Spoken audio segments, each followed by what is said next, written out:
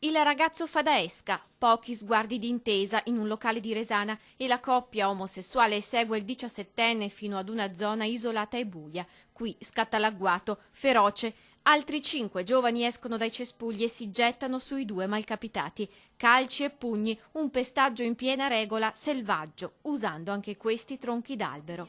La baby gang deruba i 2 uomini di cellulare, portafogli e chiavi dell'auto, poi si dà alla fuga. 6 i giovani nordafricani denunciati, 2 i minorenni. Alcune settimane fa si è verificato il brutto evento, un gesto inspiegabile, violento e brutale. I giovani autori dell'agguato, ragazzi tra i 17 e i 19 anni, sono stati denunciati per rapina aggravata in concorso. I ragazzi, ben noti alle forze dell'ordine per un ragguardevole numero di precedenti, durante gli interrogatori non avrebbero mostrato alcun segno di pentimento e avrebbero anzi cercato di incolparsi a vicenda. Tra i motivi la rapina, ma sicuramente la gang è entrata in azione anche per motivi omofobici, vista l'inaudita violenza con cui hanno picchiato i 2.